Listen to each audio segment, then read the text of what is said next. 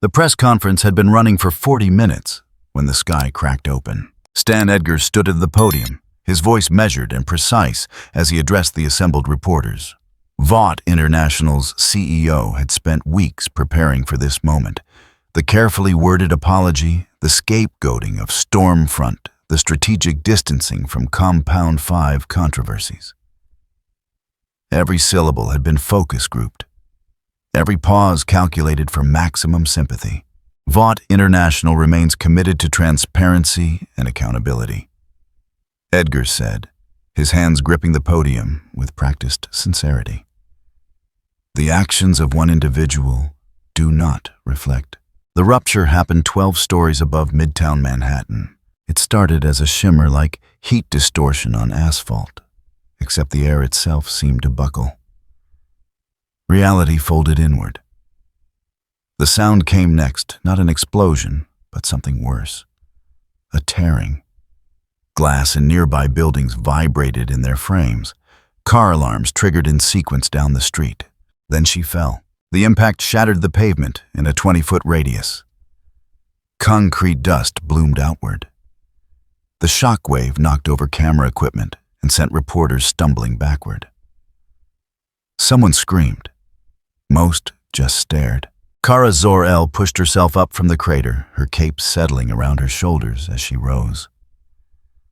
The blue and red of her suit stood out against the gray rubble like a warning flare. She blinked twice, her vision adjusting to Earth's yellow sun. Everything felt sharper here, brighter. The cacophony of the city hit her all at once, sirens, car horns, hundreds of heartbeats, the hum of electrical grids. Her hand went to her head. The dimensional crossing had felt wrong, like being pulled through broken glass. She'd been in National City one moment responding to a distress call, and then gunfire. Kara's head snapped toward the sound. Vought security had formed a perimeter, their weapons raised. Civilians ran in every direction, trampling abandoned equipment and knocking over barriers. A woman tripped, her purse spilling across the street. A teenage boy stood frozen, his phone still recording. She moved without thinking. The bullets reached her first, a spray of automatic fire that flattened against her suit and clattered to the ground. Kara stepped between the shooters and the crowd, her body becoming a wall. More rounds hit her back. She didn't flinch. Behind her, people kept running.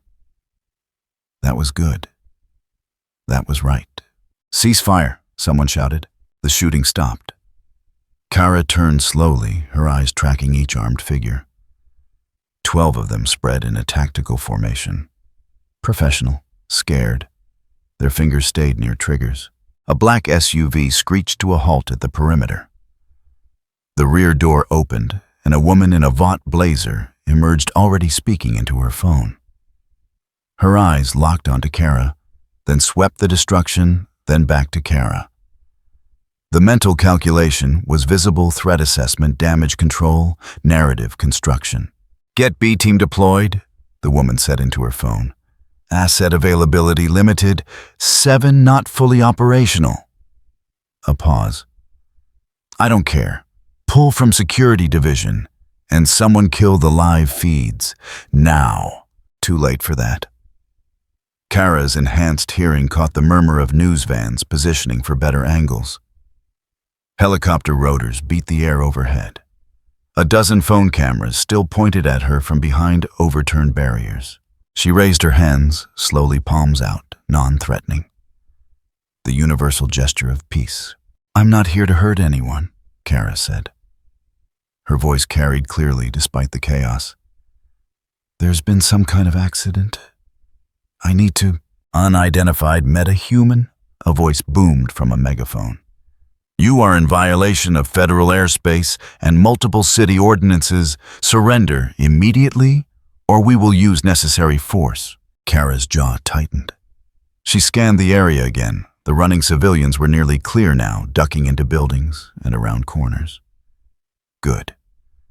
But the security team was advancing, and she could hear more vehicles approaching. Heavier ones. A man in the crowd hadn't moved. Elderly, maybe 70, clutching a walker. He'd been knocked down in the initial panic and couldn't get up fast enough. The advancing security line would reach him in seconds. Kara blurred into motion. She crossed the 50 feet in less than a heartbeat, scooped the man up with one arm, and deposited him behind a concrete barrier. He gasped, his walker still clutched in white-knuckled hands. "You're safe," she told him, then turned back to face the security team. They'd stopped advancing. Every weapon now pointed directly at her. The Vought PR director was shouting into her phone. "I don't care what it takes, frame this as an alien invasion scenario. Get the footage to post-production and cut everything after the crater. We need threat narrative, not rescue footage." Kara heard every word. The realization settled over her like cold water. This wasn't about stopping her. It was about owning the story. She'd seen military responses before, worked with government agencies coordinated with law enforcement. This was different.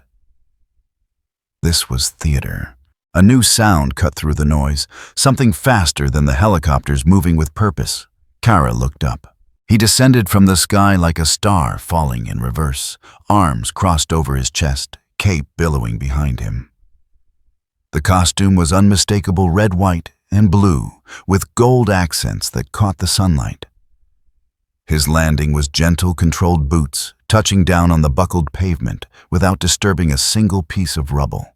Homelander's smile was perfect. Camera ready. "Well," he said, his voice carrying that practiced blend of warmth and authority. "This is new." Kara's eyes narrowed. She'd met enough false heroes to recognize one. The way he positioned himself directly between her and the news cameras. The smile that didn't reach his eyes. The micro-adjustment of his stance to catch better light. "I don't want trouble," Kara said evenly. "Of course not." Homelander took a step forward, hands rising in a peaceful gesture that somehow felt like a threat. Nobody wants trouble. But you have to understand how this looks. Unannounced arrival, massive property damage, people running for their lives. He glanced at the cameras, making sure they caught his concerned expression. "As America's premier superhero, I have a responsibility to ensure public safety." "The people are safe," Kara replied. "I made sure of that." "Did you?" Homelander's smile sharpened. "Because from where I'm standing, you just terrified about 300 civilians and caused several million in infrastructure damage." He took another step closer. "So here's what's going to happen. You're going to come with me nice and peaceful, and we'll get this sorted out. Run some tests. Verify you're not a threat. Standard procedure for unregistered metas." Kara didn't move. "I'm not going anywhere until I understand what happened. Where I am. How I got here. You're in New York City, United States of America, planet Earth." Homelander's voice remained pleasant, but something cold flickered behind his eyes. "And you got here by tearing a hole in reality and nearly killing people.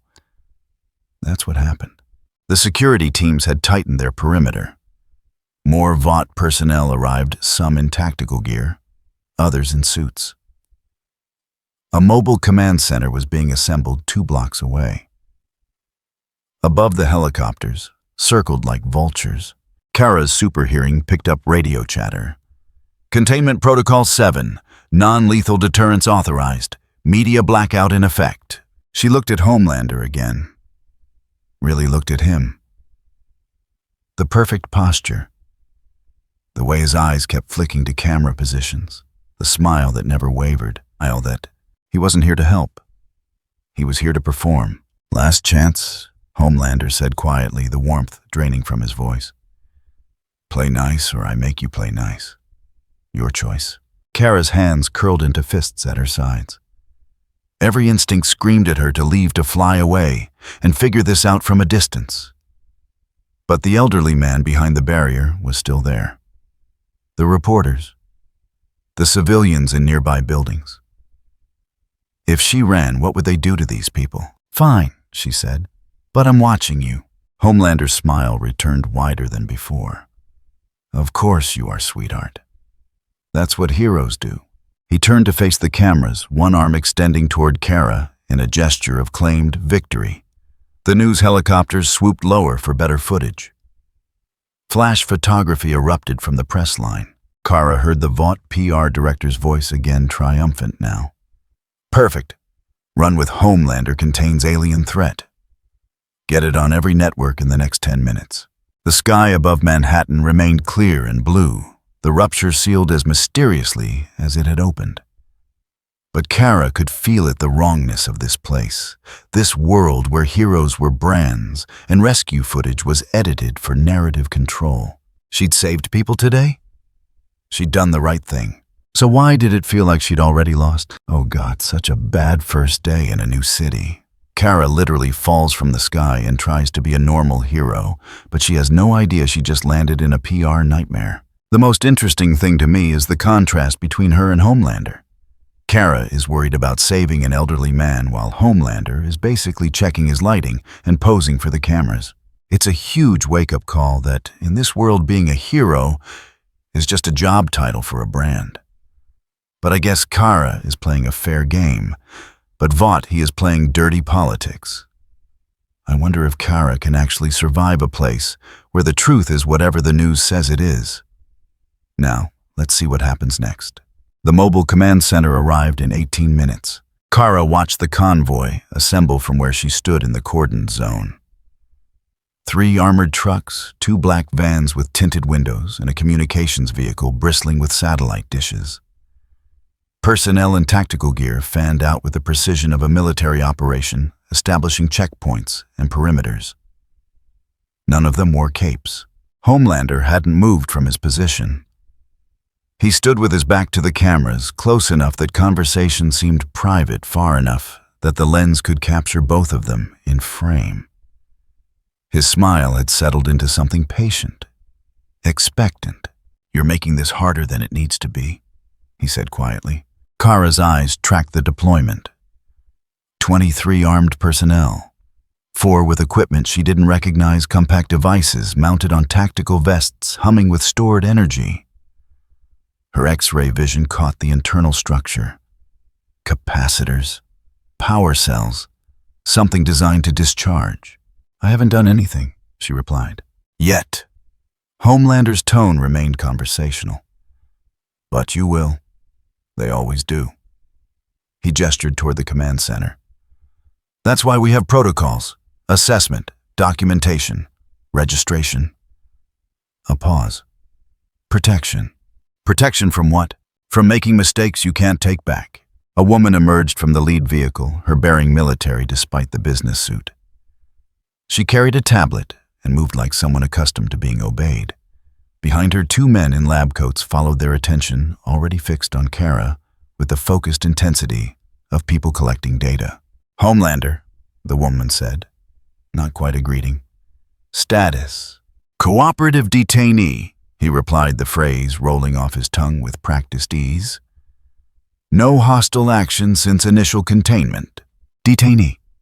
The word landed with weight. "I'm not detained," Kara said. The woman's eyes flicked to her, then back to Homelander.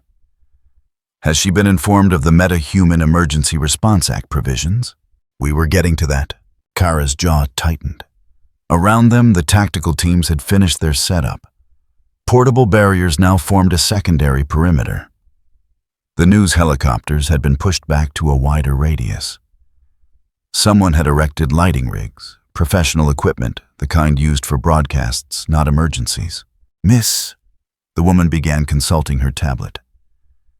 "We don't have your designation yet. Under federal statute, any individual demonstrating enhanced capabilities within city limits is subject to immediate evaluation. This is standard procedure." "I don't need evaluation." Kara kept her voice level. "I need information about what happened. The dimensional breach, how I got here. We'll address all of that during processing." The woman gestured toward the command center. "If you'll come with us voluntarily, we can expedite—" "No." The word hung in the air. Simple, final. Homelander's expression didn't change. But something shifted in his posture. A minute adjustment weight settling differently on his feet. Combat ready, though, he'd never stop smiling. I understand you're disoriented. The woman continued, her tone acquiring an edge. But refusal to comply makes you a potential threat. We have authorization to use necessary force for public safety. Kara heard the radios click to life across the perimeter. Codes she didn't recognize. The personnel with the discharge devices moved into flanking positions. Not close enough to threaten, but close enough to react. Her super hearing caught the murmured exchange between the lab coats. Energy signatures off the charts. Never seen readings like this. Is she absorbing solar radiation? Constantly, like a living battery. I'm not a threat, Kara said, addressing the woman, but aware of every camera angle. I'm trying to help. Then help by following procedure. Your procedure assumes I'm dangerous. You tore a hole in reality and cratered a city block. The woman's patience was wearing thin. What would you call that? Movement at the perimeter. One of the tactical team members had raised his weapon, not pointed at Kara, but ready. Others followed suit. The discharge devices activated with a low whine, capacitors building charge. Kara could end this. She knew that with absolute certainty. Her speed alone would disarm every person here before they could register movement. The weapons wouldn't slow her. The barriers were paper. Even Homelander, for all his posturing, had made no move that suggested he could actually stop her. But 17 civilians stood behind the barriers, phones raised recording everything. The elderly man she'd saved was still visible near an ambulance being checked by paramedics. A child sat in a car seat in one of the stuck vehicles crying, while her mother tried to comfort her. If she ran, what would Vought do to them? What story would they build? What laws would they pass? Last chance, Homelander said, his voice pitched for the cameras now. Come peacefully, or we treat this as a hostile situation. Kara's hands remained at her sides. I won't hurt anyone. That's not really the question. He floated up slightly, just enough to gain a few inches of height advantage. The movement was smooth theatrical. The question is whether you'll let us protect people from you. The phrasing was perfect. She could see it playing on news channels, hear the talking heads debating, watch public opinion crystallize around the idea that she was dangerous, unpredictable, in need of control. Radio chatter intensified. B team in position. Green light for non-lethal deployment on command. Non-lethal. She almost laughed. Nothing here could hurt her. But they didn't need to hurt her. They needed footage of her resisting, fighting back, confirming every fear they'd planted. One of the discharge devices fired. The bolt hit her square in the chest, a concentrated pulse of electrical energy that would have dropped an elephant. Kara felt it as a mild tingle. The charge dissipated across her skin, grounding harmlessly. She didn't move. Energy resistant, one of the lab coats muttered into his recorder. Possibly invulnerable to conventional weapons. Try sonic, the woman ordered. The second team activated their equipment. High-frequency emitters designed to disorient and incapacitate through sound. The noise hit like a physical force would have ruptured human eardrums, caused immediate neurological damage. Kara closed her eyes briefly. When she opened them, she was looking directly at Homelander. He wasn't concerned. He was pleased. Every failed weapon was evidence. Every demonstration of her abilities was data. They weren't trying to stop her. They were cataloging her, building a profile, establishing her as something that required institutional response. Enough, she said. The word carried. Not a shout, but it cut through the sonic emitters, the radio chatter, the helicopter rotors. People stopped. Guns steadied. Even Homelander's smile flickered. Kara took one step forward. Just one. But the movement was deliberate, and everyone felt it. I will not be detained. I will not submit to your assessment. I will not let you turn me into whatever narrative you're building. She spoke clearly, slowly, making sure every microphone caught it. But I won't hurt anyone to leave. So here's what's going to happen. You're going to let me go. and I'm going to find out what brought me here on my own terms. The woman's hand moved toward her radio. Deploy chemical suppressant. Kara was gone. Not flying, not a dramatic takeoff. She simply moved too fast for cameras to track, too quick for weapons to target. One moment standing in the containment zone. The next, 4 blocks away on a rooftop, the city sprawling beneath her. She could hear the confusion below. Shouted orders. Radio traffic spiking. Homelander's angry curse not broadcast ready for once. The helicopters would find her soon. More teams would deploy. Vought had resources. But they didn't have her cooperation, and without that, they had nothing but speculation. Kara's calm, no-wrong universe. She didn't have a comm, didn't have her team, didn't have the DEO or the Super Friends or anyone who knew what she actually stood for. She was alone in a world that had already decided what she was, before she'd spoken a single word in her own defense. Below the command center's speakers crackled to life. Homelander's voice amplified, addressing the crowd and cameras. This is exactly why we need stronger meta-human legislation. Why registration isn't optional. You just saw what happens when someone with that kind of power refuses accountability. The news helicopters adjusted their positions, chasing her signal. Kara watched them come. Staying would mean capture, or worse, giving them the fight they wanted. Leaving meant abandoning the people below to whatever story Vought would construct. She'd saved everyone at that press conference, hurt no one, followed every moral principle she believed in. And Homelander had still won the round. The realization was bitter. In her universe, doing the right thing mattered. Here, being seen doing the right thing on the right camera, with the right editing for the right audience, that was what counted. Kara looked down at the city. Somewhere in those millions of people were answers.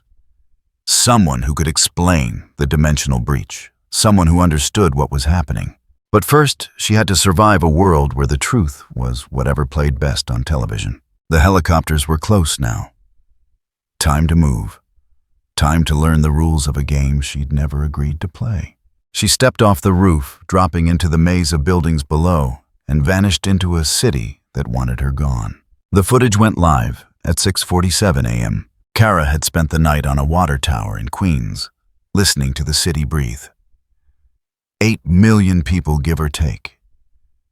Their heartbeats formed a rhythm she could almost lose herself in if she ignored the television broadcasts leaking from apartment windows and the endless stream of headlines scrolling across digital billboards. Alien threat remains at large. Vought International urges citizens to remain vigilant. She'd wanted to keep moving, find answers, but exhaustion had other ideas. Not physical, her body felt energized under Earth's sun, stronger by the hour, but mental. The weight of being watched, cataloged, misrepresented. Every instinct told her to fly higher, farther, until she found someone who could explain the dimensional breach. But leaving meant abandoning whatever slim chance she had to control her own story. The explosion happened downtown. Kara's head snapped toward the sound. 7 miles south. Her vision pierced through buildings, finding the source, a gas main rupture, flames, climbing a residential structure. People trapped on upper floors. She was moving before conscious thought engaged.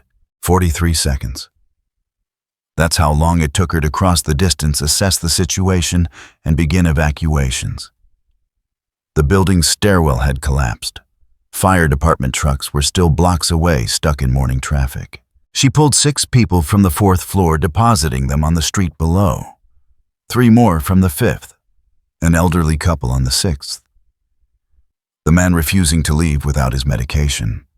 Kara grabbed the pill bottles from his bathroom and carried them both down in one trip. The news helicopters arrived during her second run. We're getting live footage now of the unidentified Meta operating in Lower Manhattan. A voice crackled from someone's car radio. No sign of official Vought response yet. Witnesses report she's conducting rescue operations, but questions remain about her unauthorized status and potential. Kara blocked it out. 2 children on the 7th floor crying in their bedroom while smoke seeped under the door.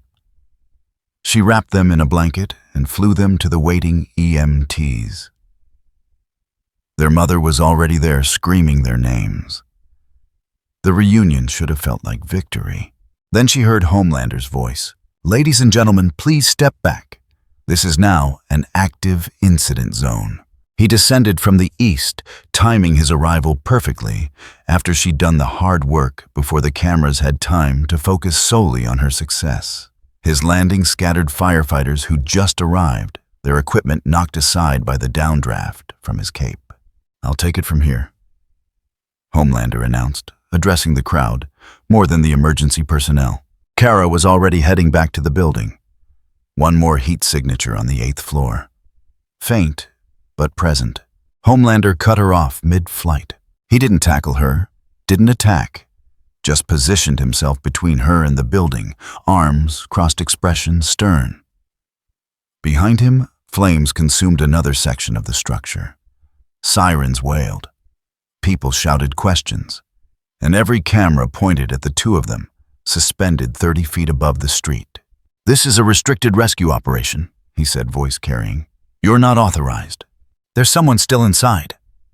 Kara kept her tone flat, professional. "8th floor west corner. They're running out of time. My team will handle it." "You don't have a team here.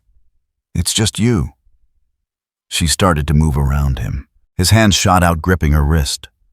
Not hard, he couldn't match her strength, and they both knew it. But the gesture was what mattered. The optics. Hero restraining dangerous element. "Let go," Kara said quietly. "Or what?" Homelander's smile was cold. "You'll assault an American hero on live television while someone burns to death. Go ahead. Show them who you really are." The calculation was instant and brutal. If she fought him even just to break free, the footage would play for weeks.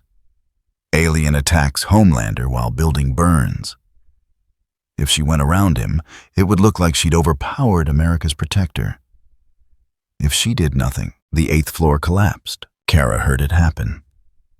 The support beams giving way.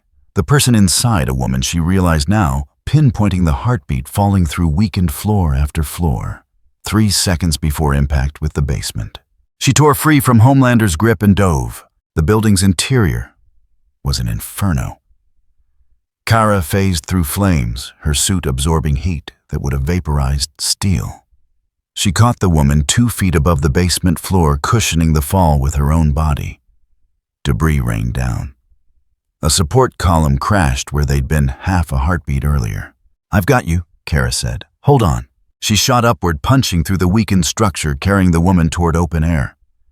The building groaned. Another section gave way behind them. They emerged into daylight and camera flashes. Homelander was waiting, hovering near the edge of the collapse zone. His expression had shifted, not quite anger, but something calculating. He'd positioned himself perfectly for the cameras to catch his concern. Kara handed the woman to waiting paramedics. The victim was unconscious, suffering from smoke inhalation, but alive. The EMTs immediately began treatment. Around them, the crowd pressed close, phones recording everything. "Are you okay?" someone shouted at the woman. "Did she hurt you?" another voice called out. The questions kept coming, and Kara realized with sick certainty what was happening. They weren't asking if she'd rescued the woman. They were asking if she'd caused harm in the process. Homelander floated down beside the ambulance, his face a mask of professional worry. "Ma'am, can you tell us what happened? Did she identify herself before entering the building? Did she explain who she was or what she intended?" The woman coughed, oxygen mask fogging. She couldn't answer. Wasn't even conscious enough to try. "We'll need a full medical evaluation." Homelander continued, speaking to the cameras now. "Internal injuries, psychological trauma from unauthorized intervention. It's a tragedy when someone with powers acts without proper oversight. This is exactly why we have protocols." Kara's jaw clenched. She'd saved that woman's life, pulled her from certain death, and Homelander was spinning it into evidence of reckless endangerment. A reporter pushed through the crowd. Homelander witnesses say you prevented the Meta from entering the building initially. Can you comment on why there was a delay in rescue operations? Perfect question. Prearranged, probably. I attempted to coordinate with local authorities, Homelander replied smoothly. Unfortunately, she refused to follow established emergency protocols. I had to make a difficult choice, pursue an unregistered Meta who might pose additional threat or trust she wouldn't make the situation worse. He paused, letting that sink in. Clearly, I made the wrong call. The crowd murmured. Phones tilted for better angles. Kara could hear whispered conversations. She did save that lady, though.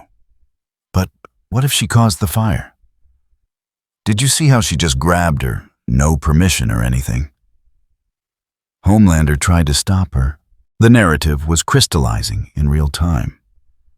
Not around what actually happened, but around the story Homelander had constructed before arriving on scene. Kara's super hearing caught something else, a familiar voice giving quiet directions half a block away. She focused, found the source. Vought PR personnel coordinating with on-site camera crews. Keep tight on Homelander's reaction shots. We need the contrast calm collected trying to help. Cut away from the actual rescue if possible. Focus on structural damage she caused breaking through the building. Get statements from anyone who looked scared. They weren't hiding it. They didn't need to. Who would believe her if she claimed to overhear private conversations from hundreds of feet away? The fire chief approached, his expression grim. We need to clear this area. The building's not stable. Of course. Homelander gestured expansively. Everyone, please step back. Let the professionals handle this. He glanced at Kara. That includes you. She should leave. Every second here was another second of footage for Vought to manipulate. But the woman in the ambulance, still unconscious, still vulnerable. What would they do to her story? How would they twist her rescue into something else? I'm not going anywhere, Kara said. Then you're obstructing emergency services. Homelander's voice dropped, meant only for her despite the cameras. Which gives me legal authority to remove you. Is that what you want? A fight in front of all these people? Because I promise, sweetheart, even if you win, you lose. He was right. The realization tasted like ash. Kara looked at the burning building, the rescued victims, the crowd of people recording every moment. She'd done everything right. Saved lives, hurt no one, followed every moral principle that had ever guided her, and somehow she was still the villain in this story. A black van pulled up Vought logo on the side. Personnel emerged with equipment, recording devices, measurement tools, official-looking badges. Incident documentation team, one announced. We'll need statements from all witnesses and first responders. Please remain in the area.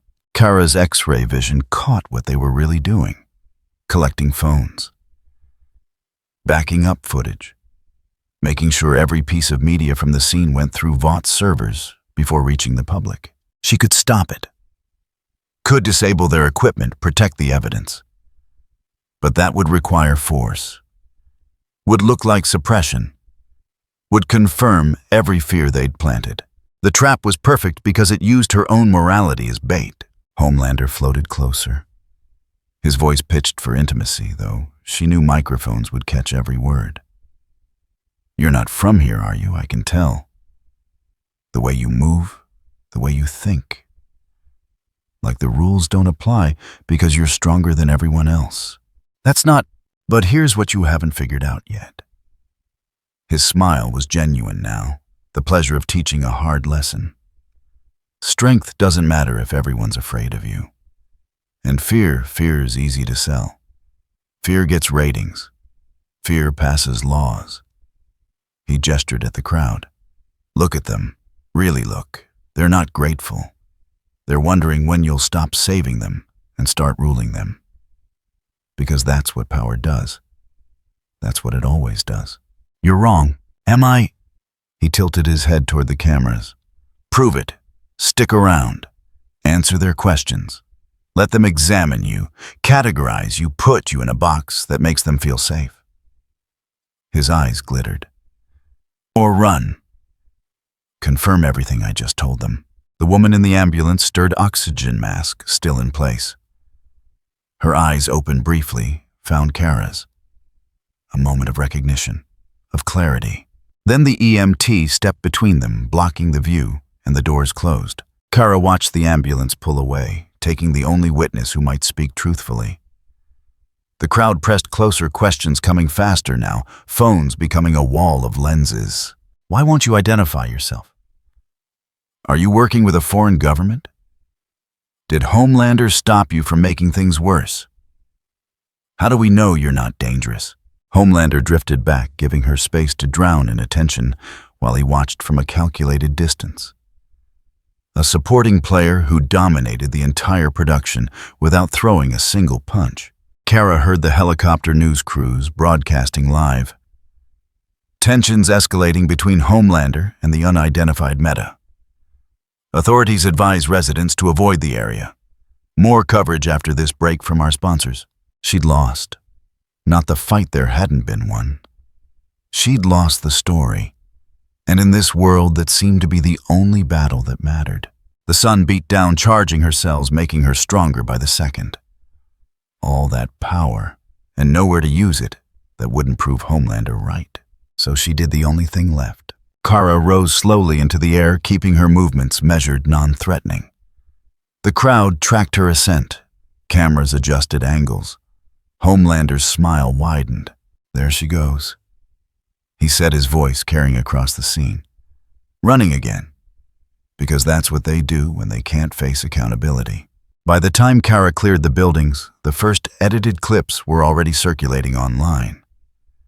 The headline wrote itself before she'd traveled 3 blocks. Homelander confronts alien vigilante amid rescue chaos. Unauthorized Meta flees scene. She landed on an abandoned rooftop in Brooklyn, the city sprawling before her, and wondered how long it would take before everyone in this world believed she was exactly what Homelander wanted them to see. Man, Homelander is such a master being a total jerk. He didn't even have to throw a single punch to beat Kara in this round.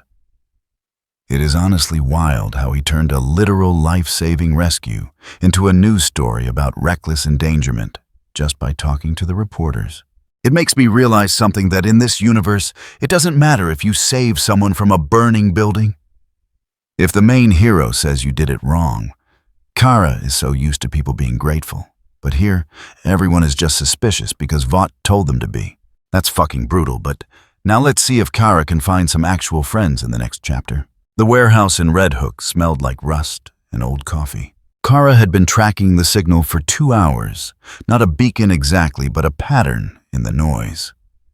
Radio frequencies that shouldn't exist, encrypted chatter using protocols she recognized from government agencies in her world.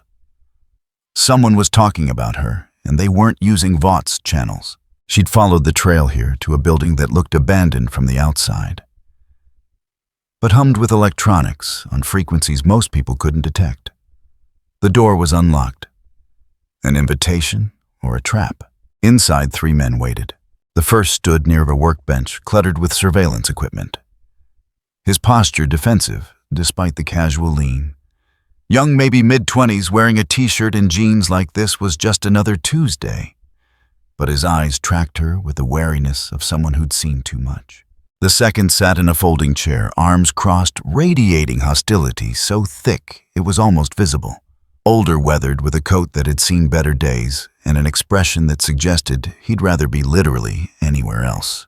The third man leaned against a support column, clipboard in hand, studying her with the same intensity she'd use examining a structural weakness, methodical, calculating survival odds. None of them looked surprised to see her. "Huey Campbell," the young one said, not quite extending his hand. "That's Billy Butcher and Mother's Milk. We need to talk." Kara's X-ray vision had already confirmed they were unarmed, no conventional weapons anyway. The equipment on the bench included hard drives, recording devices, and what looked like signal jammers. A laptop displayed multiple video feeds, most showing news coverage of her arrival. "You've been following me," she said. "Yeah, well." Butcher straightened his accent thick and unapologetic. Hard not to love.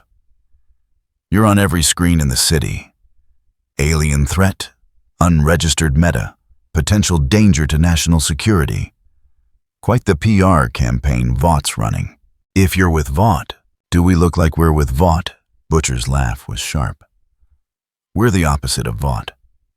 We're the people who know what they really are. Mother's Milk shifted his weight. What my associate means is we've been monitoring Vaught International's response to your arrival. And we have information you need. Kara stayed near the door, ready to leave. What kind of information? Huey moved to the laptop, pulling up a file. Everything they're not telling you. Everything they're doing to make you look dangerous.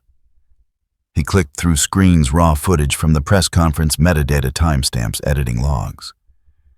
This is from the Crater incident. Original feed versus what aired. The screen split. On the left, unedited footage showed Kara catching bullets, positioning herself as a shield, carefully evacuating civilians. On the right, the broadcast version cut between shots of destruction, frightened faces, and her standing amid rubble. The context was gone. The rescue was invisible. They did that deliberately, Huey continued. Not just edited, structured. They had the post-production team ready before you even landed. Kara had suspected as much, but seeing the proof was different, colder. Why show me this? She asked. Because you're about to make a choice. Butcher stepped closer, not threatening, but direct. You can keep doing the right thing and watch them turn you into a monster. Or you can learn how this world actually works. I know how it works. They control the narrative. Nah. Butcher shook his head. They control more than that. They own the law, the politicians, the public fear. Vaught doesn't just sell superheroes, they sell the idea that people need saving from people like you. He gestured at the screens. You're the best thing that's happened to them in months. An actual threat they can point at. Mother's Milk pulled up another file.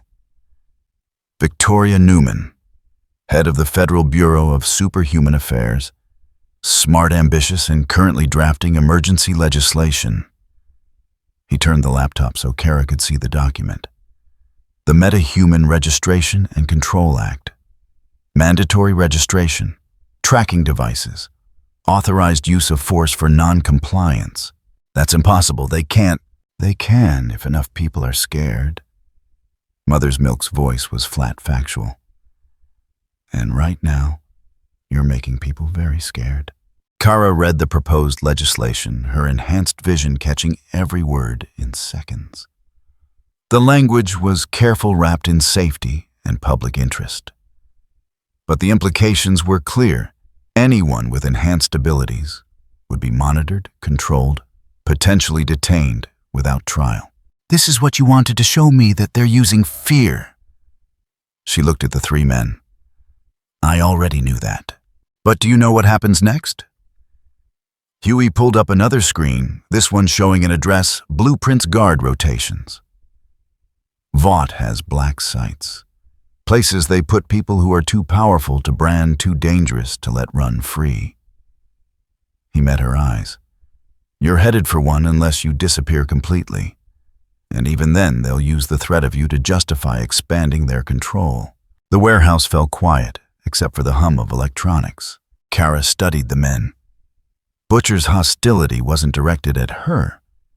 It was older, deeper, aimed at something she hadn't fully grasped yet.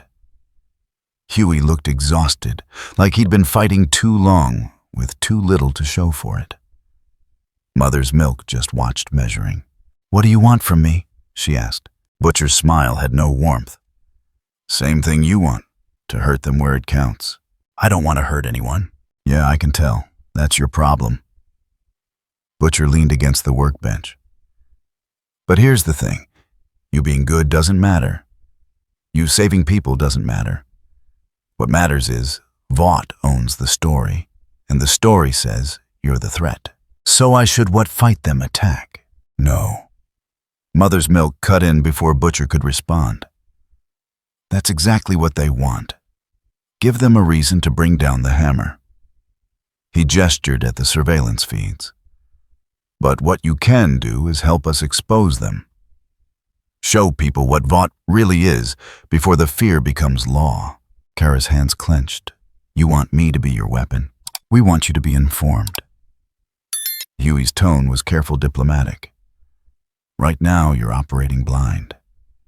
You don't know the players, the history, how deep Vaught's influence goes. We do. We've been fighting them for...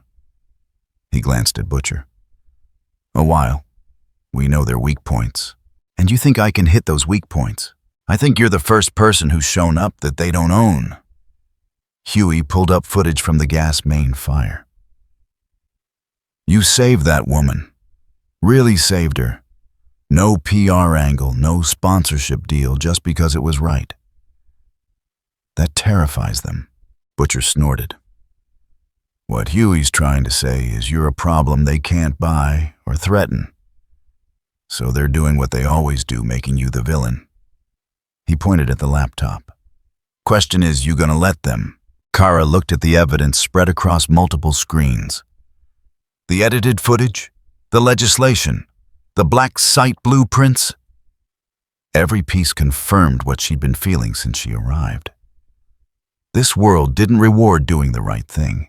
It punished it systematically and with precision. If I help you, she said slowly, people could get hurt. Vought will retaliate. People are getting hurt right now. Mother's Milk's voice carried weight. Every day, Vought operates, people suffer. The difference is whether it's visible or not. And if I refuse, Butcher shrugged. Then you keep running, keep saving folks one at a time while they build the cage around you. Eventually they'll corner you somewhere without witnesses and make you disappear, or worse, make you theirs. The thought sent ice through her veins. Not fear for herself, but the image of Homelander's smile, his perfect understanding of how to weaponize perception. I need to think about this, Kara said. Take your time. Butcher's sarcasm was thick. I'm sure Vought will wait patiently while you decide. Huey shot him a look before turning back to Kara. We're not asking for an answer now. We're giving you options. Information. Because going forward blind is how you end up on the wrong side of history. Mother's Milk pulled a flash drive from his pocket, setting it on the workbench. Everything we have on Vought. Their operations, their legal structure, their connections, the people they've hurt, the ones they've silenced. He paused. And the ones they've killed. Kara picked up the drive, its weight insignificant in her palm, but heavy with implication. One more thing. Huey pulled up a final file. The dimensional breach that brought you here. We've been looking into it. Vaught's been experimenting with interdimensional energy signatures for months. We think they might have caused it. The world tilted slightly. That's impossible. Is it? Butcher's eyes gleamed. Because from where I'm standing, you show up exactly when they need a new threat to justify their power grab. Timing's funny like that. Kara wanted to argue to dismiss it as conspiracy. But she'd seen how they operated. Nothing was beneath them, if it served their interests. She closed her fist around the flash drive. This doesn't mean I'm working with you. Didn't think it did. Butcher pushed off from the workbench. But now you know the game. And in a few days, when Vought makes their next move, you'll understand why we're the only ones who can help you survive it. Mother's Milk moved toward the door. If you decide you want to talk, we'll know where to find you. Until then, watch your back. They're not done with you yet. Huey lingered, something almost apologetic in his expression. For what it's worth, I believe you're trying to help. I just hope you figure out how before they make it impossible. Kara stood alone in the warehouse as the three men filed out, their footsteps echoing in the empty space. The laptop still displayed frozen frames, her face. Homelander's smile crowd shots designed to trigger fear. She looked at the flash drive in her hand. Opening it meant accepting their version of reality. meant acknowledging that her moral compass wasn't enough in a world where truth was manufactured and sold. But ignoring it meant staying blind. The choice felt like falling. Either direction led down. Kara pocketed the drive and walked to the door, stepping out into the afternoon light. Somewhere in this city, Vought was planning their next move. Somewhere Homelander was rehearsing his lines. Somewhere people were making decisions about her future without her input. And now, she had allies who might be just as dangerous as her enemies. The warehouse door closed behind her with a hollow bang. No dramatic music. No sense of resolution. Just the quiet understanding that she'd crossed a line she couldn't uncross. Whatever happened next, she'd chosen to know the truth, even if the truth was worse than she'd imagined. The facility didn't exist on any map. 3 days of reviewing the flash drive had led them here, a converted industrial complex in Newark, 40 minutes outside Manhattan. The records showed it as abandoned, condemned after environmental violations. But thermal imaging told a different story. Heat signatures, power consumption, guard rotations running like clockwork. Kara crouched on a rooftop 2 blocks away, listening to Huey's voice through the earpiece they had given her. Basic tech, nothing like what she was used to, but it worked. 18 guards on exterior patrol, unknown number inside. Huey's voice was tight with nerves. Security's tight, but not military grade. They're not expecting trouble. They should be. Butcher's accent cut through the static. MMU in position. North entrance secured. Mother's Milk's reply was calm, professional.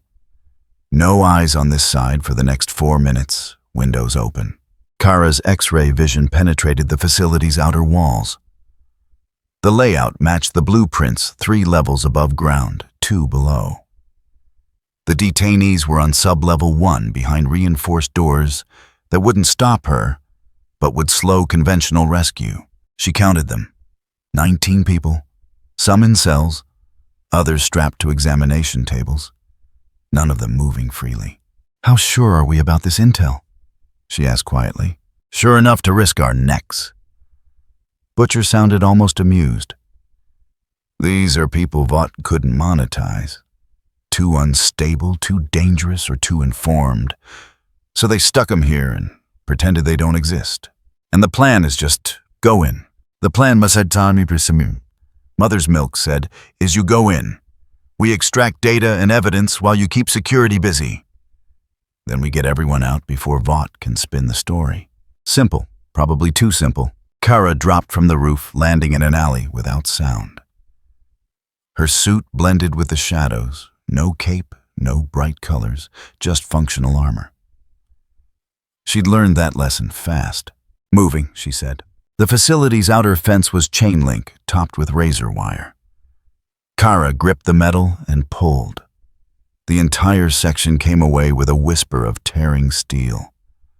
She set it down carefully, creating an opening. No alarms, yet. She crossed the yard, in 3 seconds reaching the north entrance where Mother's Milk had killed the security camera. The door was reinforced steel electronic lock keypad access. Kara placed her palm against the lock mechanism and pushed. The metal crumpled inward with a muffled crunch. The door swung open. "I'm in. Copy that." Huey's breathing quickened. "First sub-level is straight ahead down the corridor. We're coming in behind you. Butcher's team is hitting the data center on level 2. The corridor stretched ahead, fluorescent lights humming overhead. Institutional. Cold. Like every black site Kara had seen in her world, just with different branding. Movement at the far end. 2 guards late 20s carrying tasers and what looked like dart guns. Enhanced sedatives, probably. Nothing that would work on her, but they didn't know that yet. "Hey!" One raised his weapon. "This area is restricted." Kara closed the distance before he finished the sentence. She disarmed the first guard with a flick of her wrist, sending the tasers skittering across the floor. The second managed to fire. The dart hit her chest and bounced off harmlessly. She grabbed both guards by their vests and lifted them off the ground. "Where are the detainees?" We're just..." The first guard's voice cracked. "Sub-level 1, tell me how to open the doors." "Biometric locks. You need—" Kara heard footsteps approaching. More guards alerted by the commotion. She set the two men down hard enough to knock the wind from them, but not cause lasting damage, and moved deeper into the facility. The stairwell to sub-level 1 was unmarked. She descended, counting doorways, mapping the structure. Behind her, she could hear Huey and Mother's Milk entering the building, their footsteps barely audible even to her enhanced senses. Sub-level 1 opened into a corridor lined with cells. The doors were thick plexiglass reinforced with steel. Inside each one, people in gray uniforms sat or paced. When they saw her, reactions varied: hope, fear, confusion. Kara approached the first cell. A young woman pressed against the glass, mouthing words Kara couldn't quite make out. Her wrists showed marks from restraints. Medical equipment lined one wall of her cell. The biometric lock was sophisticated. Kara gripped the door frame and pulled. Metal screamed. The entire door came free, hinges snapping like dry twigs. "Get back," she told the woman inside. "I'm getting everyone out." She moved to the next cell. And the next. Doors tore free. People stumbled into the corridor, blinking in the harsh light. Some could barely walk. Others looked like they'd been sedated recently. 19 detainees accounted for. Mother's Milk's voice in her ear. "Huey's got the medical files. We need to move." Security's responding. Kara heard them coming.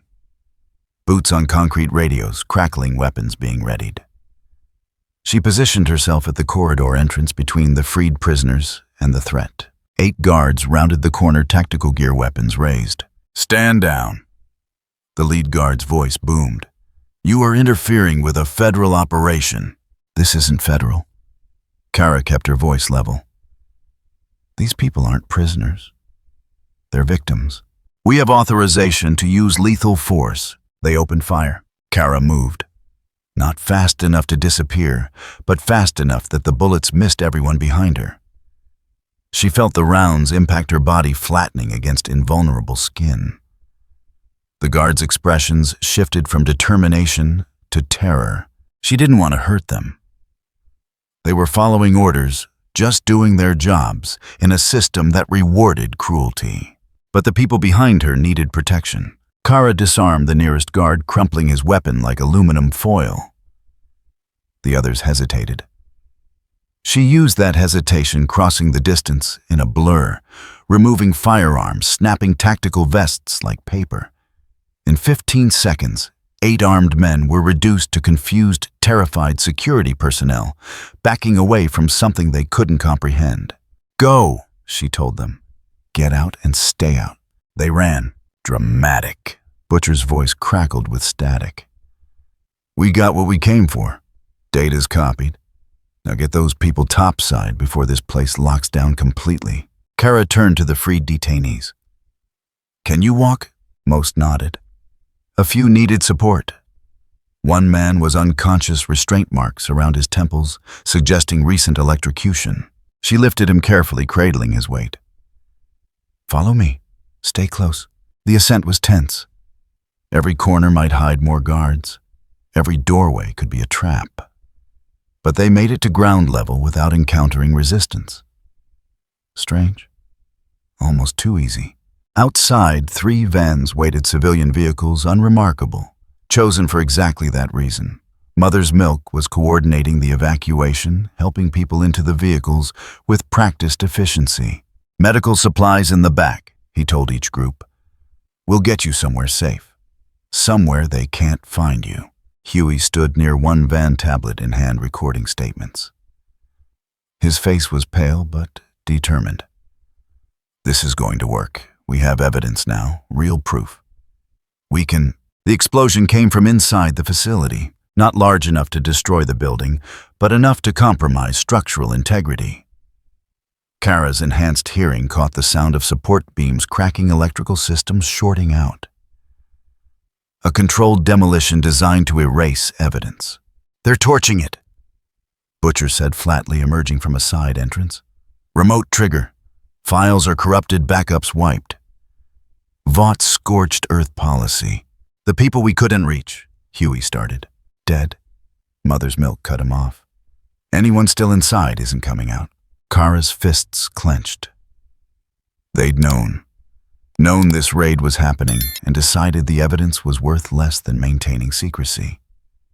How many people had they just killed to protect their reputation? We need to go. Butcher headed for the vans. Cops will be here in minutes, and they won't be asking questions we want to answer. The convoy pulled away as sirens wailed in the distance.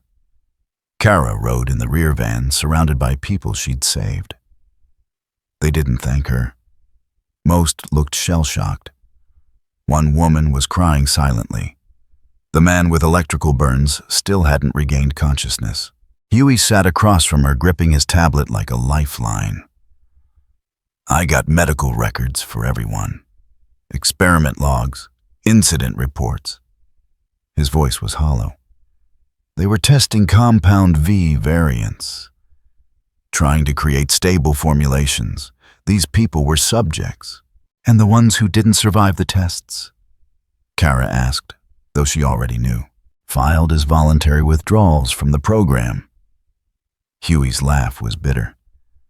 Because apparently people volunteer to be tortured. The van stopped at a safe house in Queens. Another anonymous building, another temporary sanctuary. They unloaded the rescued detainees, setting them up with basic medical care, food places to sleep. Kara helped where she could, but her presence made people nervous. Too powerful. Too visible. A reminder of what had just happened. Mother's milk pulled her aside. You did good work tonight. Did I? Kara looked at the people they'd saved. We got 19 out. How many did we leave behind? Doesn't matter. Can't save everyone. It should matter. Yeah. Mother's milk's expression was grim. It should. But in this world, it doesn't. Butcher was on the phone in the next room, his voice low and urgent. When he emerged, his face was dark. News is already running the story. Anonymous tip about terrorist action on federal facility. Casualties reported. Perpetrators unknown but described as enhanced individuals. They're linking it to you. Of course they were. Kara moved to the window, looking out at the city. Somewhere Vought was already crafting the narrative. Editing footage. Coaching witnesses. Turning a rescue into evidence of extremism. Huey joined her tablet, still in hand. We knew this would happen. That's why we recorded everything. Once we release the evidence, they'll discredit it. Kara's voice was flat. Deep fakes, conspiracy theories. They own the platforms that would distribute it. So we just give up? No. Kara turned from the window. We prove them wrong by doing it again. And again. Until enough people see the truth that they can't hide it anymore. Butcher snorted from across the room. You really believe that persistence wins? I have to believe something. Kara met his eyes. Because the alternative is becoming what they say I am. The safe house fell quiet. Outside, the city hummed with its usual chaos. Millions of lives intersecting, none of them aware that 19 people had just been pulled from a nightmare. But those 19 knew.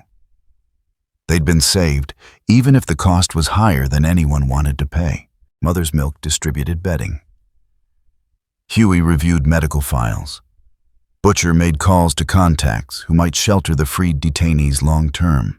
And Kara stood at the window, watching news helicopters circle the smoking facility in Newark, already knowing what the morning headlines would say. Alien-linked attack on federal site. Casualties mounting. They got out. That didn't mean they won. It just meant they'd survive to fight the next round, in a war where victory was measured in inches and defeat was broadcast in prime time. The rescued detainees slept or tried to. Some would never sleep easy again. Kara understood that feeling better now than she had 3 days ago.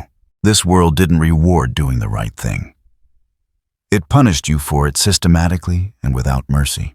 But she'd do it again anyway, because the alternative was unthinkable. The distress call came at 2 in the morning. Kara heard it through police scanners, a chemical plant in Queens containment breach workers trapped. Standard emergency response until the caller mentioned enhanced individuals on scene. Then it became a Vought problem. She was already moving when her phone buzzed. Unknown number. Don't go alone. Starlight's voice tense. It's a setup. Kara landed on a rooftop 3 blocks from the plant. How do you know? Because I'm looking at the same tactical briefing Homelander just received. Vaught's deploying a response team, but they're delaying entry. They want footage of you causing damage before they intervene. Below, the chemical plant vented toxic smoke into the night sky. Kara's enhanced vision penetrated the haze, counting heat signatures. 12 workers still inside, moving but slowly. The chemicals in the air would kill them in minutes. I can't wait for Vought to decide when it's convenient to save people. I know. A pause. That's why I'm already here. Movement to Kara's left. Starlight descended from above her suit, reflecting emergency lights.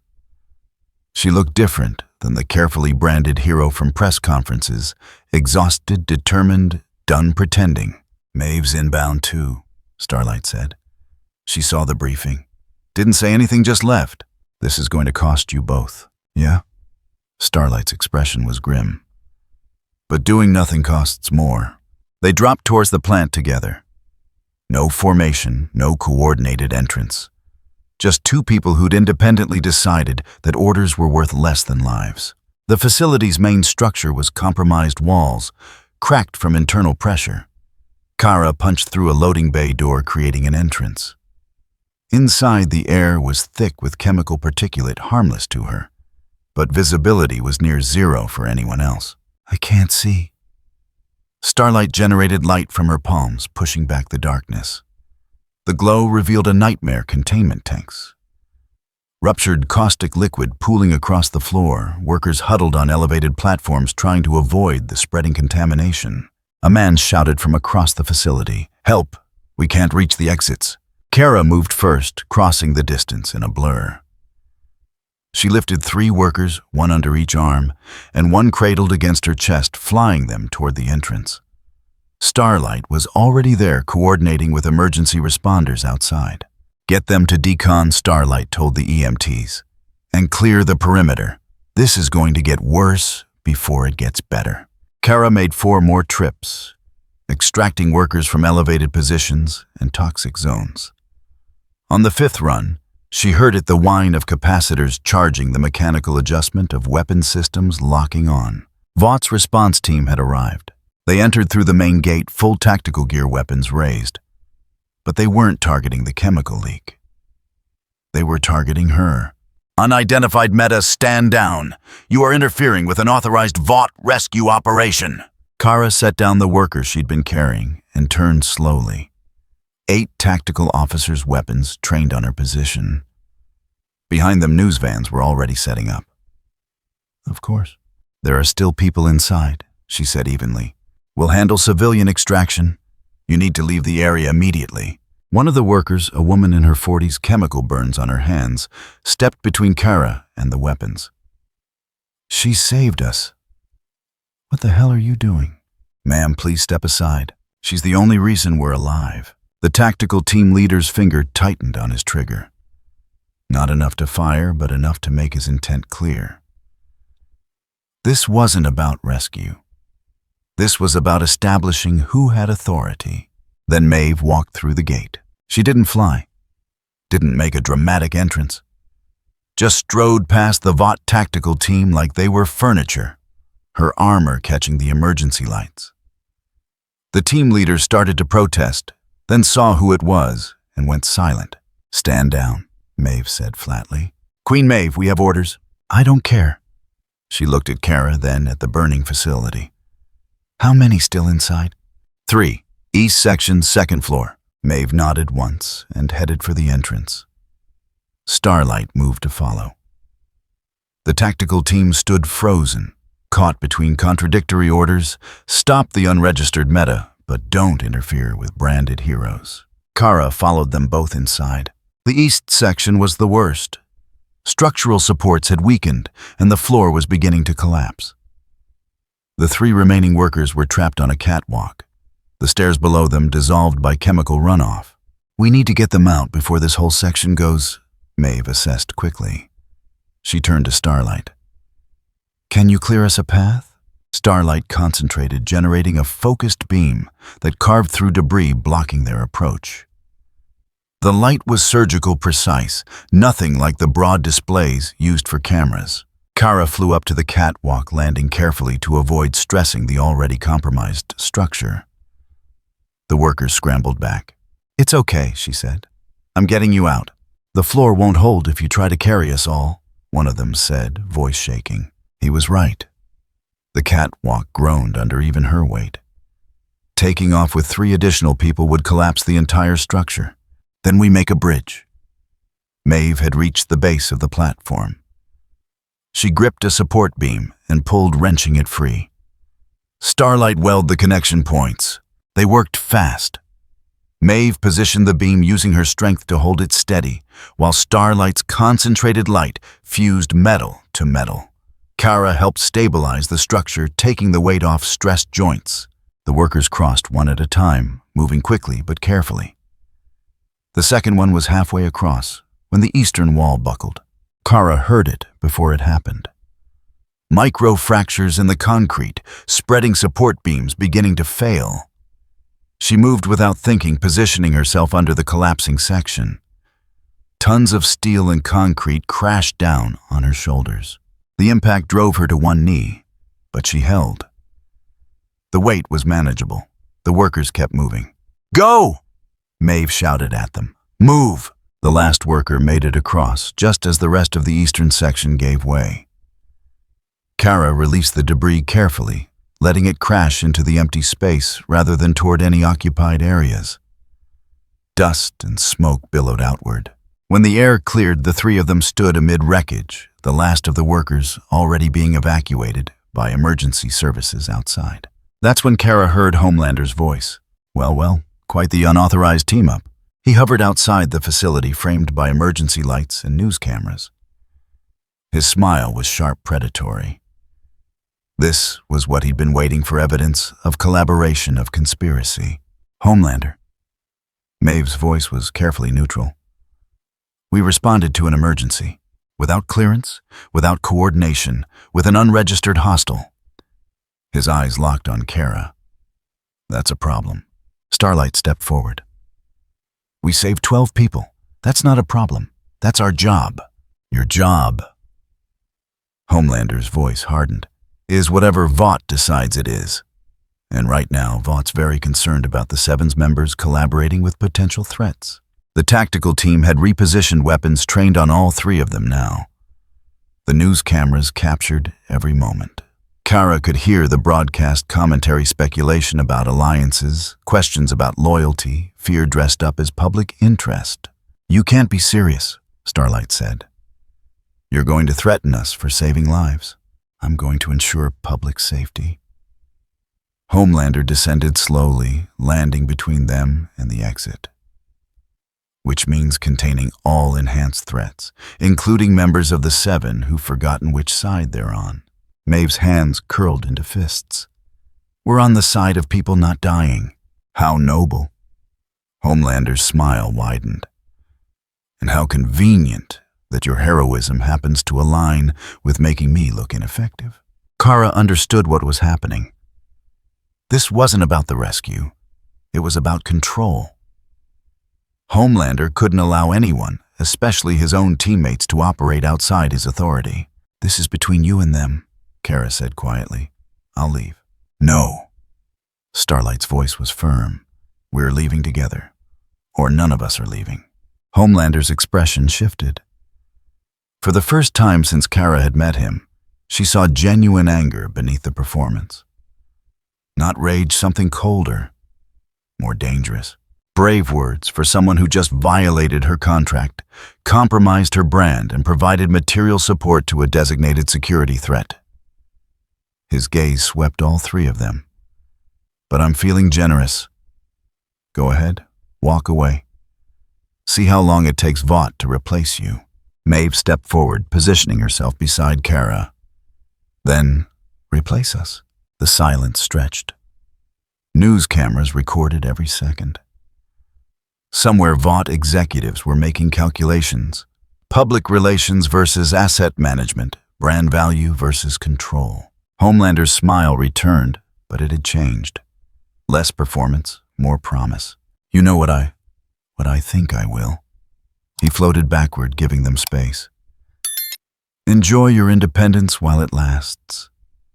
Because the moment you realize how much you need Vaught's protection, the price is going to be much higher.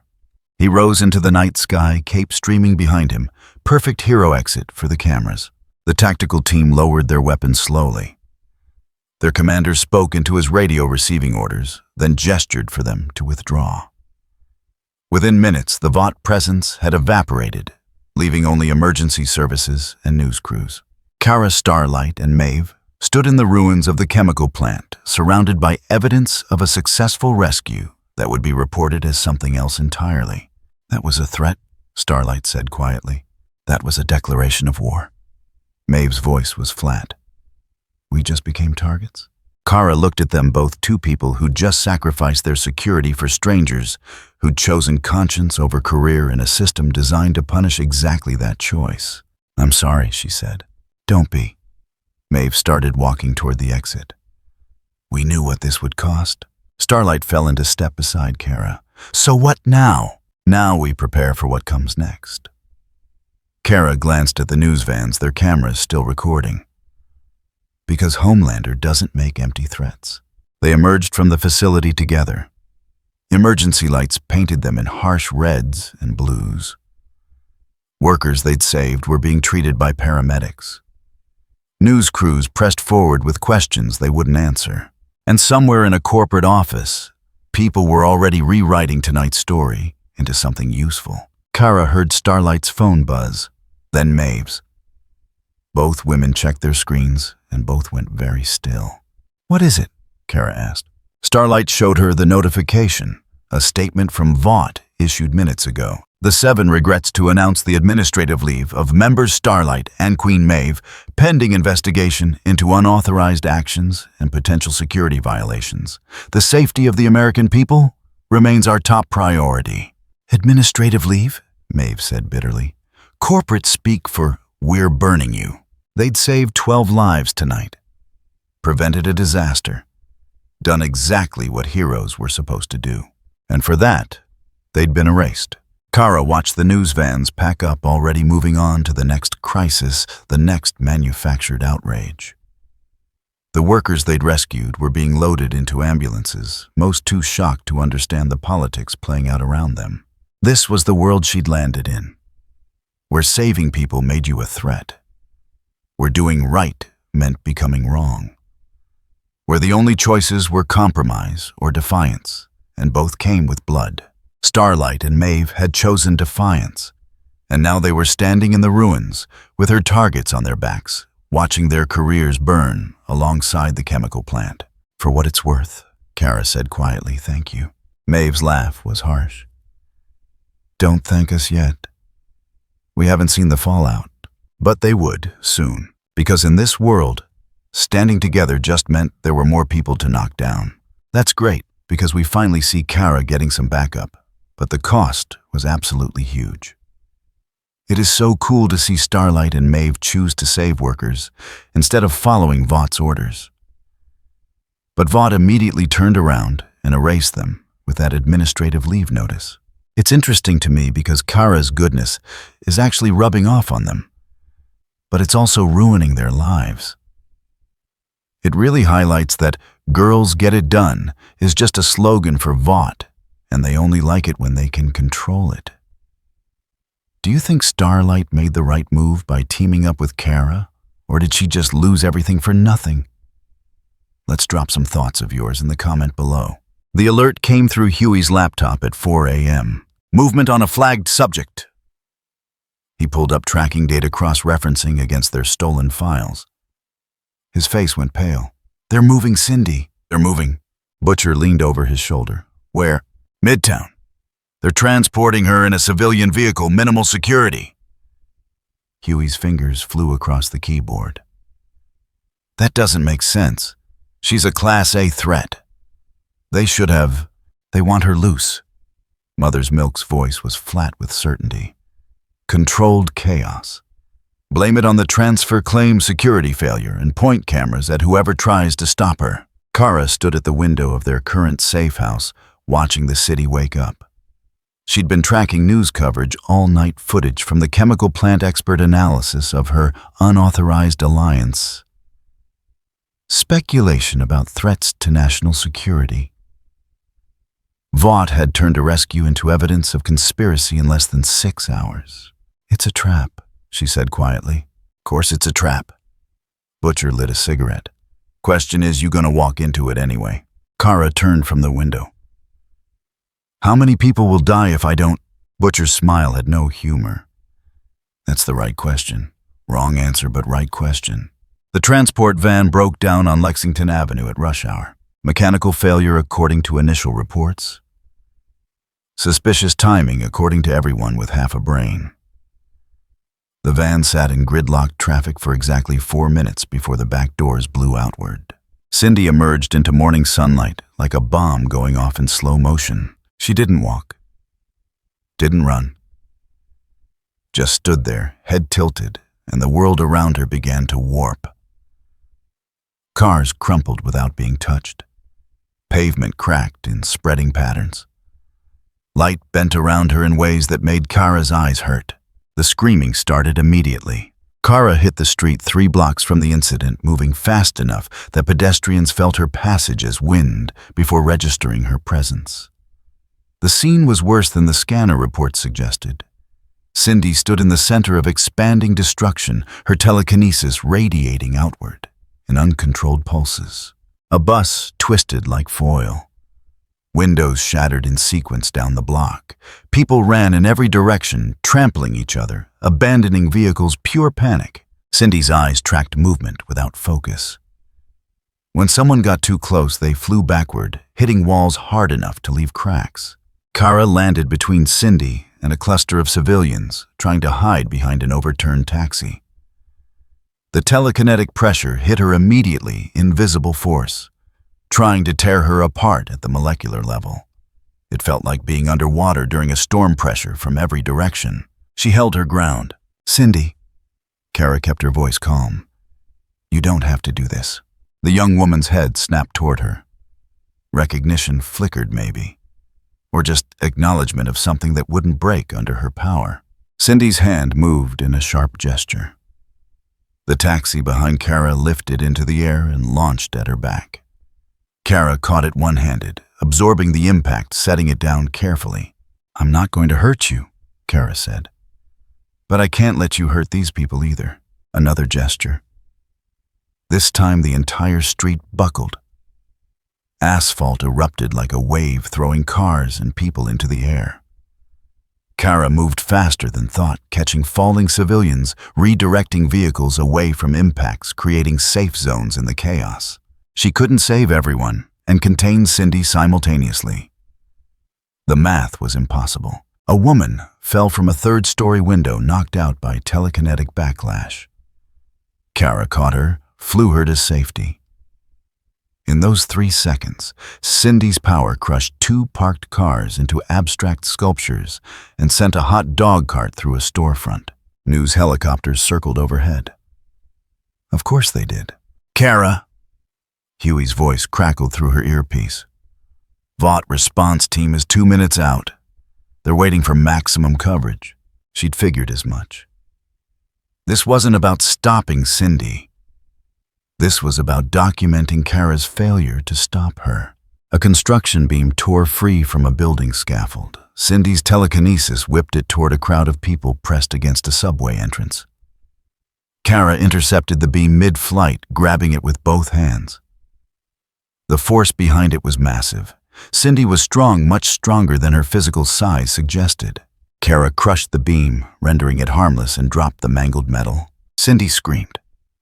Not words, just raw sound.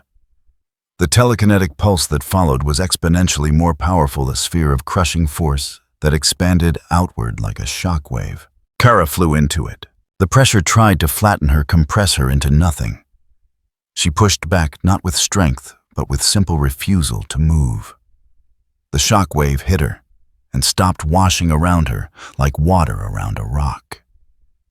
Behind her, the civilians cowered, but survived. For the first time since landing in this world, Kara let herself use real power. She moved through the telekinetic field like it was fog, closing the distance to Cindy in less than a second. The young woman's eyes widened surprise, maybe fear, and her power spiked again. Lampposts twisted, concrete pulverized. The street itself seemed to scream under the pressure. Kara grabbed Cindy's shoulders. "Stop, please!" Cindy tried to throw her. The telekinetic force would have liquefied anyone else. Kara felt it as a push, nothing more. She held firm. "I know you're scared.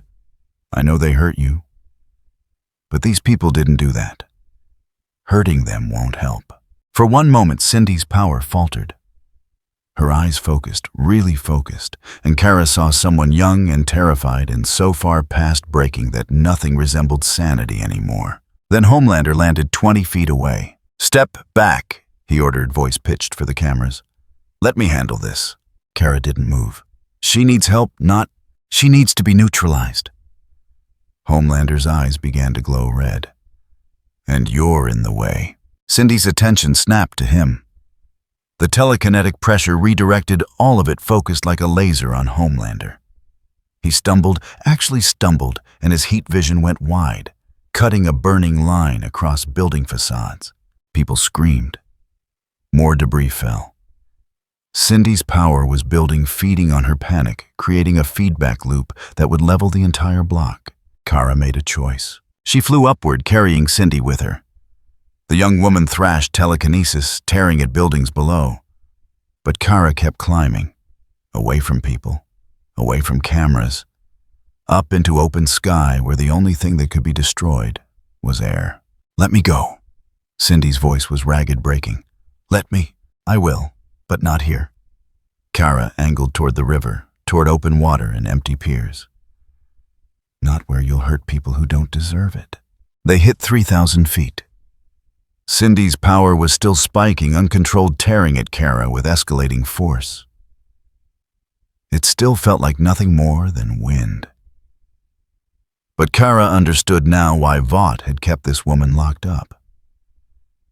In the right circumstances, with the right motivation, Cindy could probably bring down entire buildings, but she couldn't bring down Kara. They descended toward the East River, away from populated areas. Kara set Cindy down on an abandoned pier, concrete and rust and privacy. The young woman collapsed immediately, power cutting out, exhausted. "Why?" Cindy's voice was small, broken. "Why didn't you just... everyone else just... Because you're not everyone else." Kara knelt beside her. "You're someone who needed help and got experimentation instead. That's not your fault." Cindy looked up, tears cutting tracks through dirt on her face. "They'll come for me again." "I know. You can't stop them. Maybe not." Kara stood scanning the area. Vought helicopters were already redirecting toward their position. She had maybe 2 minutes. "But I can give you a choice. Stay here, let them take you back. Or run. I'll buy you time." "Where would I even... Anywhere but here." Kara pulled a crumpled piece of paper from her suit coordinates Huey had given her days ago. Underground railroad for escaped soups. These people might help. No promises. But it's a chance. Cindy took the paper with shaking hands. "Go," Kara said. "Now." The young woman ran. Not gracefully, not with any plan. Just raw, desperate flight. Kara watched her disappear into warehouse shadows, then turned to face the incoming helicopters. Homelander arrived first, landing hard enough to crack the pier. "You let her escape." His voice was ice. "I got her away from civilians. That's the job." "The job," Homelander stepped closer, "is whatever I say it is. And right now, you just cost Vought a very valuable asset." His eyes began to glow. "That's going to have consequences." Kara didn't flinch. "Are you threatening me?" "I'm stating facts." The heat in his eyes intensified. You've interfered with a Vought operation, collaborated with rogue elements, and now aided the escape of a dangerous criminal. That's not heroism. That's terrorism. Behind him, tactical teams were landing, armed, armored, ready. The helicopters had perfect angles. Every word would be broadcast within minutes. I saved lives today, Kara said evenly. You saved one life. Maybe. Homelander gestured at the mainland where smoke still rose from Lexington Avenue. How many did you fail to save because you were too busy being noble? It was a lie. Kara had counted 0 fatalities in the initial chaos, minimal injuries considering the scope. But lies didn't matter when the cameras loved them. We're done here. Homelander rose into the air. Enjoy the next few hours. They're the last ones where you'll have any freedom at all. He flew away, cape streaming perfect exit for perfect footage. Kara stood on the crumbling pier, surrounded by Vought tactical teams that kept their distance, but maintained weapons ready. The news helicopters circled like vultures. She'd made the right choice. Saved civilians, prevented casualties, even gave Cindy a chance at something other than a cage. And she'd handed Vought exactly what they wanted. Footage of her letting a dangerous meta escape, evidence of poor judgment, proof she couldn't be trusted. Her phone buzzed. Text from Huey. Get out of there, now. Too late for that. The perimeter was set. The teams were ready. And somewhere Victoria Newman was probably drafting emergency legislation with Kara's face as the justification. But Cindy was gone. Running free with at least a chance. That had to count for something, even if it cost everything. Mother's Milk's voice came through the earpiece. Extraction's impossible. They've locked down the area. You need to... Static, then nothing. Kara pulled the earpiece out, crushed it between her fingers. No more voices. No more advice. Just her and the consequences of doing what she thought was right. The tactical team commander's radio crackled. Orders being transmitted. Authorization codes. Permission to escalate force. Kara looked at the city skyline, already calculating where Vought would try to corner her next. Already knowing that every action she took from here would be twisted into evidence of the threat she posed. She'd crossed a line today. Not by saving people, by letting one of Vaught's assets escape their control. That was unforgivable in their eyes. Proof that she didn't respect their authority. They were right, she didn't. And tomorrow, when the news showed edited footage of chaos and destruction, when experts debated her reckless judgment, when legislation moved forward to control alien threats, she'd still know she did the right thing, even if no one else would believe it. The tactical teams advanced. Kara didn't run. Not yet. But soon, she'd have to stop running and start showing them exactly what they'd created when they made her the monster of their story. Homelander called the press conference himself. 48 hours after the Lexington Avenue incident, he stood before a sea of cameras and announced that the alien threat would be neutralized within 24 hours. Not captured, not contained. Neutralized. Kara watched the broadcast from a rooftop in the Bronx. She'd been moving constantly since the pier, staying ahead of Vaught's tracking teams, avoiding confrontation. But Homelander's declaration made one thing clear: avoidance was no longer an option. He's baiting you.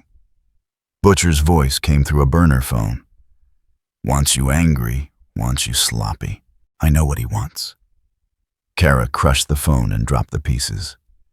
No more voices telling her what to do. This ended on her terms, or not at all. The location he'd chosen was perfect, of course. Times Square. Maximum visibility, maximum witnesses. A stage designed for gods to perform for mortals. Kara arrived at Sunset Landing in the center of the square as digital billboards flickered to life around her.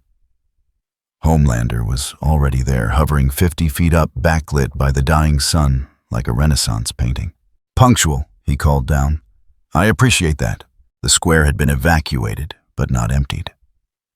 News crews occupied every vantage point. Helicopters circled at carefully calculated altitudes. This wasn't a fight, it was a broadcast. This doesn't have to happen, Kara said. Homelander descended slowly, boots touching concrete with deliberate gentleness. Actually, it does. See, I've been thinking about your problem. You keep trying to be the hero, but you're in the wrong story. This isn't your world. Your rules don't apply here, because you made the rules. No. His smile was cold. I am the rules. I'm what people believe in, what they trust. And you're what they fear. He gestured at the cameras. So here's how this works. I give you one chance to surrender peacefully. You refuse. I'm forced to use necessary force. And tomorrow everyone sees the alien threat finally dealt with by America's greatest hero. Except I won't refuse. Kara kept her voice level. I'll walk away, right now. No fight, no footage. You think I'd let you? Homelander's eyes began to glow. You think any of them would believe I let you go if I actually wanted to stop you? He was right. If she left, he'd manufacture the confrontation anyway. Edit footage, stage destruction, build the narrative he needed. The only choice was between being there for the lie or absent while it was told. So we do this your way, Kara said quietly. On camera, for the ratings. Now you're learning. Homelander struck first, his heat vision carved through empty air where Kara had been standing. She moved not fast enough to disappear, but fast enough to make him work for it. The beams tracked her burning lines across digital displays, shattering glass, turning Times Square into a war zone. Kara led him upward, away from ground-level buying space. He followed eagerly, exactly as she'd known he would. Height gave him the dramatic angles he craved. At 1,000 feet, she stopped running. Homelander's punch would have liquefied steel. It caught her across the jaw and did nothing. His expression flickered surprise, then rage, then something calculating. Strong, he admitted. Stronger than me, even. But strength isn't everything. He dove toward the square below. Kara's enhanced hearing caught his whispered count 3, 2, 1, and then he fired heat vision at a camera position. She intercepted the beam, her body absorbing energy that would have incinerated the news crew. Homelander's smile widened. Perfect footage. Alien blocks American hero's attempt to defend himself. You're not going to win this, Homelander said, circling her in the air, because you care about them. And I'll keep using them until you either break or I do. Guess which happens first? He wasn't wrong. Every time Kara moved to end this quickly, he'd create a new crisis, force her to choose between stopping him and protecting bystanders. The trap was elegant in its simplicity, so she changed the game. Kara flew straight at him faster than she'd moved yet. Homelander's eyes widened actual fear just for a moment, before she grabbed him and kept accelerating. They punched through cloud cover at Mach speeds. The city fell away below them. Cameras couldn't follow. Helicopters couldn't track. Just two enhanced beings in open sky. What are you? Kara released him at 10,000 feet. You wanted a fight. Here it is. No cameras, no witnesses, just us. Homelander stabilized fury, replacing fear. You think this changes anything? I'll just tell them whatever I want happened up here. Will you? Kara floated opposite him. The sunset painting them both in gold and red. Because I think you need the cameras more than you need the win. I think without an audience, you're just scared. His heat vision lanced out full power. Kara took it, letting the energy wash over her suit harmlessly. When it faded, she hadn't moved. I could end this in seconds, she said quietly. Fly you so high the cold would kill you. Drop you fast enough that impact wouldn't matter. Push you into the ocean and hold you under until your lungs gave out. She met his eyes. But I won't. Because unlike you, I don't need to prove I'm stronger. I already know. Homelander's composure cracked. The perfect smile fractured into something ugly. You self-righteous. He came at her with everything. Fists, heat, vision, raw fury, untempered by performance. Kara blocked, deflected, endured. Not fighting back? Just denying him the satisfaction of making her react with violence. After 30 seconds of futile assault, he stopped breathing hard, hair disheveled. The perfect image destroyed by simple exertion. "Why won't you fight me?" Actual confusion in his voice now. "Because that's what you need." Violence makes you real. Fear makes you important. Kara floated closer. "But I'm not going to be the monster you need me to be. I'm not going to give you the war that justifies everything Vought wants to do." "Then what are you going to do?" Spit flew from his lips, rage without outlet. "Just leave. Let them win.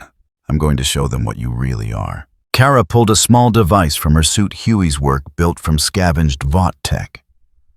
A transmitter powerful enough to override local broadcasts for exactly 90 seconds. She activated it. Every screen in Times Square, every broadcast feed, every device, Vought controlled all of them, cut to the same image. Homelander's face. Not his public persona, but the raw footage from moments ago. Screaming, attacking. The mask completely gone. "That's..." Homelander's voice was strangled. "You can't." "I just did." Kara watched the feeds. 90 seconds of you without the performance. Let's see how America's greatest hero handles honesty. He lunged at her, not calculated, just pure reaction. Kara caught his wrists and held him. Easy. Like restraining a child. "They'll say it's fake," Homelander hissed. "Deep fake. Manipulation. They'll never believe." "Maybe." Kara released him, letting him float free. Or maybe they'll wonder. Maybe some small part of them will question. And that's all it takes, isn't it? A crack in the narrative. The 90 seconds ended. Feeds cut back to normal programming. But the damage was done. Not catastrophic. Not world-ending. Just a seed of doubt planted in millions of minds. Homelander stared at her, something broken in his expression. "I'll kill you for this." "No, you won't." Kara turned away, preparing to descend. "Because if you kill me, you prove everything I just showed them. And if you let me go, you prove you couldn't stop me." She looked back over her shoulder. "Either way, you lose." She dropped toward the city, leaving him suspended in fading light, alone with his rage, and no cameras to perform for. Times Square was chaos when she landed. Emergency services, Vought response teams, confused civilians trying to understand what they'd just seen on every screen. The tactical teams raised weapons, then hesitated. Orders conflicted. Authority fractured. Starlight pushed through the crowd, Maeve beside her. Both looked exhausted, battered from their own confrontations with Vaught's attempts to silence them. "You actually did it." Starlight said, something like awe in her voice. "Did what?" Kara looked at the screens, now showing news anchors struggling to explain what had just been broadcast. "I didn't stop them. Didn't even slow them down." "You made people question."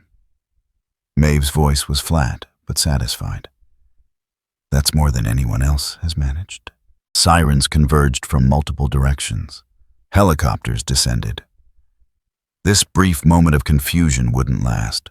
Soon Vought would reassert control, craft new narratives, bury the doubt under expertise and authority. But the crack would remain. "I can't stay," Kara said. "We know." Starlight pulled something from her suit, a flash drive. "Everything we have, every file, every recording, every piece of evidence the boys couldn't publish. It's yours. Use it however you want. Or don't use it," Maeve added. "Your choice, but at least you'll know the truth." Kara took the drive. "What will you do?" "Survive." Maeve turned away. "Same as always. Try to make it better from inside." Starlight's optimism sounded tired but genuine. One day at a time. The tactical perimeter was tightening. Time was running out. Kara rose slowly into the air, eyes tracking movement below. The boys were out there somewhere, already planning their next move. Vought executives were in emergency sessions, damage controlling. Newman was probably drafting legislation even now. And Homelander was descending toward Times Square, his performance mask, back in place ready to spin whatever story served him best. Nothing had fundamentally changed. The system was still intact. Power still rested with those who controlled perception. But for 90 seconds, the mask had slipped. For 90 seconds, people had seen the god bleed. It wasn't victory, wasn't even close, but it was a start. Kara flew toward the horizon, not looking back. Behind her, the city continued its endless cycle crisis and recovery narrative and counter-narrative truth and the stories built to hide it. She'd saved lives here, made allies, exposed cracks in a system designed to be impenetrable. And in the end, she was leaving exactly as she'd arrived, alone, misunderstood, carrying the weight of choices no one else would have to make. Somewhere in the quantum fabric of reality, a dimensional breach was forming. Not here, not now. But soon. A way home if she wanted it. The question was whether she'd take it, whether leaving was abandonment or mercy, whether this world needed another hero, or whether heroes were just another brand waiting to be exploited. Kara didn't have the answer. Wouldn't for a long time. But she knew one thing with absolute certainty. The god hadn't fallen. But everyone had seen the cracks. And in a world built on image, cracks were contagious. She disappeared into the darkening sky, leaving behind a city that would spend months arguing about what had really happened, what it meant, and whether anything would ever actually change. The boys would keep fighting. Starlight and Maeve would keep trying. Vought would keep controlling. And Homelander would keep performing, smile, a little more brittle eyes, a little less certain, because for 90 seconds the world had seen him without the mask. And some truths once seen could never be completely forgotten, even in a world that specialized in forgetting. And that is how we handle a bully. Kara realized that she couldn't beat Homelander by hitting him, so she hit his ego instead. That's so fucking cool. Fucking. What I found most interesting is that for a guy like Homelander, 90 seconds of raw, unedited footage is way more painful than a punch to the face. Even if Vought tries to call it a fake, you can't unsee someone acting like a monster. To be honest, it's not a perfect happily ever after, because the system is still there. But Kara proved that even gods have cracks in their masks. If you saw your favorite celebrity or hero acting like that on live TV, would you believe the footage or the corporate apology? That's worth thinking about, right? Greater than.